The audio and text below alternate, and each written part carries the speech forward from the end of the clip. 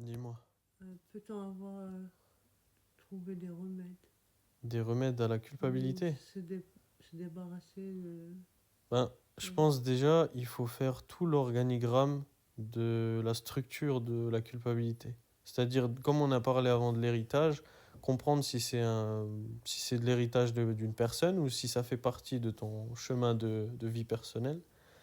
Il faut l'extérioriser pour pouvoir l'avoir. C'est-à-dire que, comme moi, là, je parlais des fois des exercices artistiques où tu peux culpabiliser, tu vois, le petit lapsus. Mm. Tu peux projeter, extérioriser à travers de l'art-thérapie ou peu importe euh, la culpabilité qui est en toi pour déjà la voir, l'observer.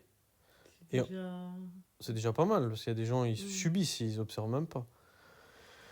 Et après, comprendre qu'est-ce que ça te fait, dans quelle mesure, quelle information, parce que c'est de l'information la culpabilité. Par Mm. exemple, quand moi j'ai pas forcément d'exemples qui viennent parce que c'est à chacun de voir l'information qu'il reçoit, mais il y a toujours de l'info.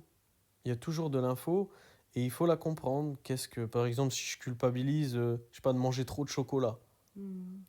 il faut comprendre. Peut-être c'est juste, toi tu émotionnalises le fait de manger trop de chocolat, mais peut-être tout simplement c'est pour te dire de ralentir. Mm. Pas besoin de l'émotionnaliser, pas besoin de rentrer dans une forme de culpabilité. Tu te dis c'est peut-être juste parce qu'il faut que je mange moins de chocolat. Mm. Ou peut-être je suis en carence de magnésium, donc il faut pas que je culpabilise. Donc finalement, on se fout de ma gueule, il y a quelque chose qui veut m'arnaquer. Et il faut voir Mm. l'information. Elle n'est pas forcément négative à chaque fois. Mm. Et ensuite, ben, quand on pète les structures là, on comprend et petit à petit, la culpabilité, on la gère et après, on la pète en deux. Ouais, mais on peut pas non plus